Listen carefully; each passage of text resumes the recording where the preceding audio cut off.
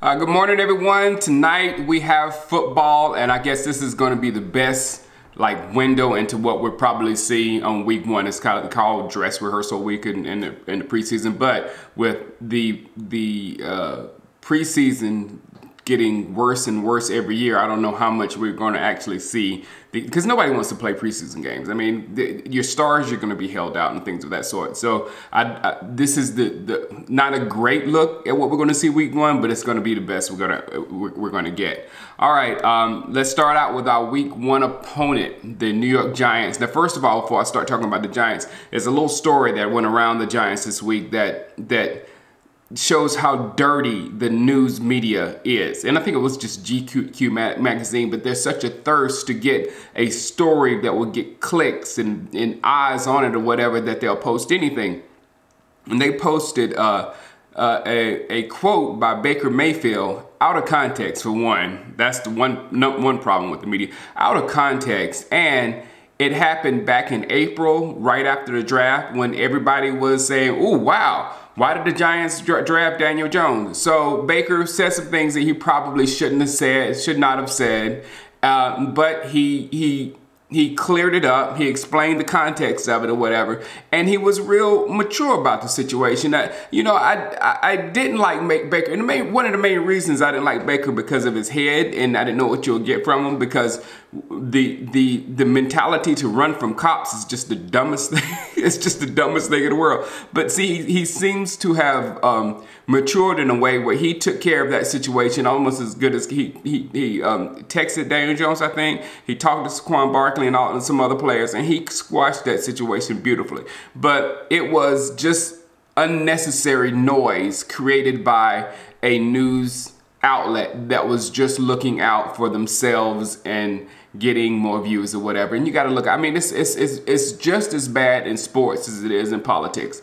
They both do the same things to you because they're all looking for that money or whatever. So it's just it just kind of got on my nerves pretty bad to see that they pull something from April and then release it right when it gets its most impact, right when Daniel Jones is starting to play.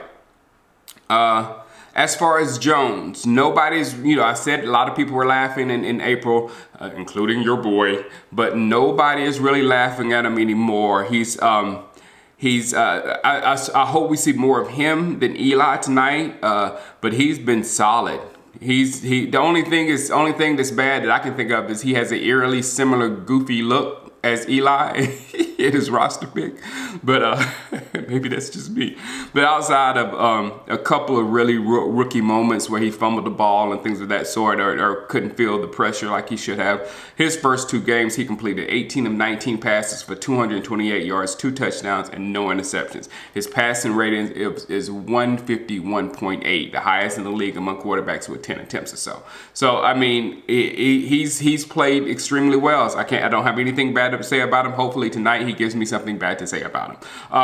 We probably won't get any Saquon Barkley or Evan Ingram. Ingram stays hurt or whatever, but Barkley, of course, and that's the thing with Zeke. Zeke wouldn't be playing right now anyway. You know what I'm saying? Kind of like Barkley. So if this deal gets done like in the next week or so with Zeke, it's going to be fine. He's going to be the same as any other running back that is a star in the league. But he needs to get into where we can get him into the offense and ready for week one. Next, we have the Skins versus the Falcons. Now, I'm thinking whatever quarterback we see get the majority of snaps this week is the one we're going to face week one.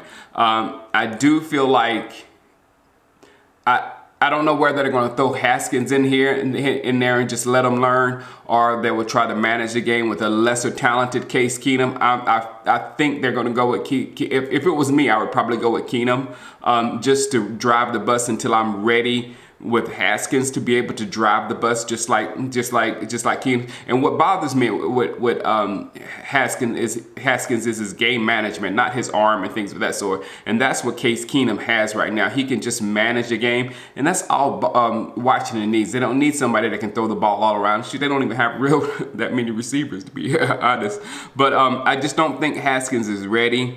I would love to see Haskins just to give him a dose of DeMarcus Lawrence, but He's thrown a pretty ball, but there's been a whole lot of rookie moments for him outside of just a few for Daniel Jones. Who we need to watch out for, in my opinion, for the Redskins tonight is Montez Sweat. I did a little gulp when they drafted Sweat. I was like, man, this dude is fast, and we'll see, fast and dangerous, and we'll see what he can do. He's number 90 out there. We'll see what he can do, because he's probably gonna get a lot of clicks tonight. And the Skins have a very crowded backfield.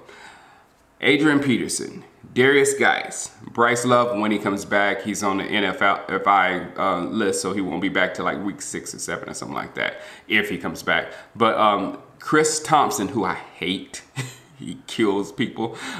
Craig Reynolds, Samaje Perine, Byron Marshall, and Sean Wilson. It's going to be interesting to watch that crew, because somebody is going to get booted. Now, that crew that I just rattled off, that's the reason why I have concerns about the Redskins more than probably the Eagles and Giants. Of course, the Giants, but probably more than the Eagles. It's 2 reasons. Obviously, a strong running game is our Achilles heel. You know, I don't care what you can throw the stats at me all you want to or whatever, but see the Indianapolis game and the Rams game. Those are 2 teams that were built to run. Now, I didn't say anybody can run against us. When a team is built to run, we have some problems with us, and that's what Indy did. In Indianapolis set the blueprint for the Rams, and now since the blueprint is out there, any team that is built to run, they're going to try us. They're going to try us that way, period. We're susceptible to gut punches, and Adrian Peterson and Geis are gut punchers. You know what I'm saying? So that's a little concerning on that end. And then secondly, this comes back to kind of what we're doing. Those guys, Adrian Peterson, especially Adrian Peterson and Geis, they're going to be dying for carries. And that should force the Skins to stick to their running game, which is easily a part of that team. The running game, if they do that, it will be, I said do. If they do that, it will ease the pressure of whatever quarterback they put back there, whether it's Haskins or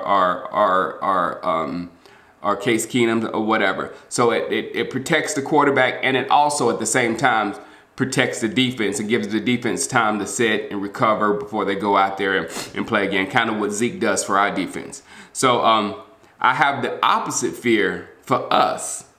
Hear me out. If we don't have Ezekiel Elliott, because we don't have the same backfield that Washington has. We don't have, you know, a whole long list of Heisman Trophy candidates, Heisman Trophy winners, SEC beast, and all that kind of stuff. We don't have that. We have Tony Pollard, who I know we're all excited about, but still he's a running back that catches the ball, and he hasn't had that much experience at the running back position. So there's a lot of things that the running back does that he's actually just learning right now. So we have that to deal with, and I hope Weber will show us more, but you know, it is what it is. So without Ezekiel Elliott, Garrett will probably lean on his tendency to pass too much. That will lead to losses. Now, I'll tell you right now, if we could not win in Garrett's offense under Tony Romo passing the ball too much, then we're not going to win under Jason Garrett's offense with Dak passing the ball too much. Dak needs Ezekiel Elliott or a competent running game to that strength, the same as Tony Romo needed an Ezekiel Elliott type or a strong running game. You both need it in the NFL. I'm sorry for whatever quarterback you got. You still need that running game. Aaron Rodgers needs a running game. That's been one of his main problems. So it is teams that stick to that running game and have a manager at that quarterback position that can win the games. Those are the teams I'm a little scared of. As for Philly's also playing tonight. Still no wins all preseason. Good luck with that. I don't know. I can't get into watching the Eagles right now. I'm waiting for regular season to see them, because I don't have a gauge on how good the Eagles are going to be or how bad the Eagles are going to be whatsoever. I just don't. I'm ready to see them actually play games, because I just don't know what Wentz looks like right now. Don't. All right, guys. I'll holler at you tomorrow after these games. Peace.